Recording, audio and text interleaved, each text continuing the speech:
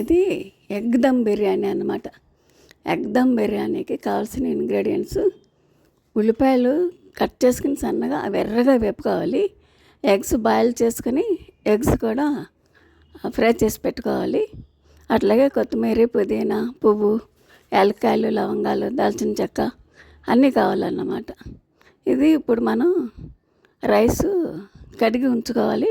Glass అయితే glass, 2 గ్లాసులు అయితే 2 గ్లాసులు కడిగి పెట్టుకోవాలి. మనకి ఎంత వంటకానికి అవసరమైతే అన్ని రైసు. ఇక్కడ నేను 1 గ్లాసు రైస్ తీసుకున్నాను. గ్లాస్ రైస్కి 2 గ్లాసుల వాటరు ఎసరు పెట్టుకొని అందులో కొద్దిగా కొత్తిమీర, పుదీనా, పువ్వు, 2 యాలక్కాయలు, చిన్న దాల్చిన చెక్క, 5 లవంగాలు, ఒక బిర్యానీ ఆకు అన్నీ వేసుకుని నీళ్ళు కొద్దిగా సాల్ట్ వేసి మరగబెట్టుకుంటున్నాను అన్నమాట. ఒక పక్కని మళ్ళీ ఎర్రగా ఉల్లిపాయలు వేపుకున్నాం కదా, అదే బాణల్లో ఎగ్స్ కూడా ఫ్రై చేసుకొని దాంట్లో కొద్దిగా కారం, పసుపు, ఉప్పు వేసుకొని వీటికి సరిపడా కొత్తిమీర అది వేసి 1 కప్పు పెరుగు వేసి ఉడికించుకుంటున్నాను అన్నమాట. ఇది అంతా ఇట్లా ఉడుకుతూ ఉంటుంది.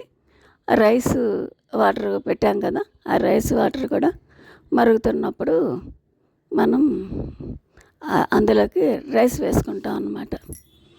రైస్ వేసి 3/4 ఉడికించుకోవాలి.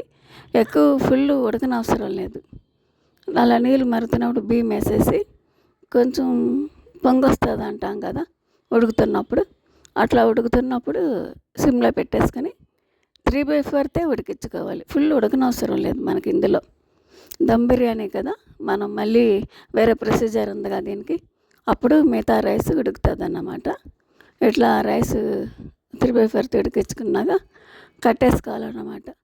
అప్పుడు మనం ఉల్లిపాయలు వేపుకున్న దాంట్లో ఎగ్స్ వేపాం కదా, అది గ్రేవీ అది అంతా ఉంది కదా, అప్పుడు మనం వేరే బాణలు తీసుకొని అందులోకి కింద ఒక లేయరు చక్కగా ఎగ్స్, బిర్యానీ ఆకు అన్నీ వేసుకుని పైన అన్నం ఒక లేయరు ఉడికిన అన్నం వేసుకుంటే మళ్ళీ దాని మీద ఎగ్స్, ఆ గ్రేవీ వేసుకుని పైన ఒక లేయరు మళ్ళీ రైస్ వేసుకుంటాం అన్నమాట.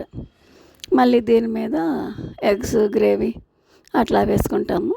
పైన కొత్తిమీర, పుదీనా, ఎర్రగా వేపిన ఉల్లిపాయలు అన్నీ వేసుకుంటాం అన్నమాట. అయితే ఇక్కడ నేను మనం మూత పెడతాం కదా, కిందేమో దోసల ప్యాన్ ఉంటుంది కదా దలసరిది, అది పెట్టి దాని మీద ఈ బౌల్ పెట్టాను. దీని మీద మూత పెట్టి మనం రైస్ ఉడికించుకున్న వాటర్ ఉంది కదా, వేడి నీళ్ళు, ఆ మిగిలిన వాటరు రైస్ ఇందులో వేసేగా మిగిలిన వేడి నీళ్ళ వాటరు ఆ మూత మీద పెట్టామన్నమాట. 10 minutes లో ఫ్లేమ్లో పెడితే మొత్తం దమ్ బిర్యానీ రెడీ అవుతుంది. కొద్దిమంది ఏం చేస్తారంటే మూతకి గోధుమ పిండి కానీ మైదా పిండి కానీ కలిపేసి అంచులకి పెడతారన్నమాట. అట్లా కూడా పెట్టుకోవచ్చు, ఇలాగ చేసుకోవచ్చు. ఇట్లా దమ్ బిర్యానీ బాగుందన్నమాట. సాల్ట్ ఎవరికి నచ్చిన వాళ్ళు వేసుకోవచ్చు అనమాట. కొద్దిగా ఎక్కువ తక్కువ ఉంటుంది కదా, ఎక్కువ తినేవాళ్ళు కాస్త మళ్ళీ ఇందులో వేసుకోవచ్చు. మాకైతే కొంచెం గ్రేవీలో వేసాము, రైస్లో కూడా కొద్దిగా వేసాం కాబట్టి సరిపోయింది. ఫైనల్లో నెయ్యి వేసుకుంటే చక్కగా మూత పెట్టుకుంటే బాగా ఉడుకుతుంది అన్నమాట. దమ్ బిర్యానీ అనేది ఇట్లా వండుకోవాలన్నమాట. ఎగ్ దమ్ బిర్యానీ ఇది. అట్లాగే చికెన్ది కూడా ఇట్లాగే ప్రొసీజర్, కానీ నేను చికెన్ది వేరే దాంట్లో వీడియోలో చూపిస్తాను. ఇది ఎగ్ దమ్ బిర్యానీ అనమాట. చాలా టేస్ట్ ఉంది, చాలా బాగుంది కూడా, బాగా వచ్చింది. పిల్లలకి ఇష్టంగా కూడా తింటారనమాట. అందరం సండే వస్తే స్పెషల్స్ చేసుకుంటాం కదా, ఒకరోజు ఇది చేసుకోండి, ట్రై చేయండి, చాలా బాగుందన్నమాట.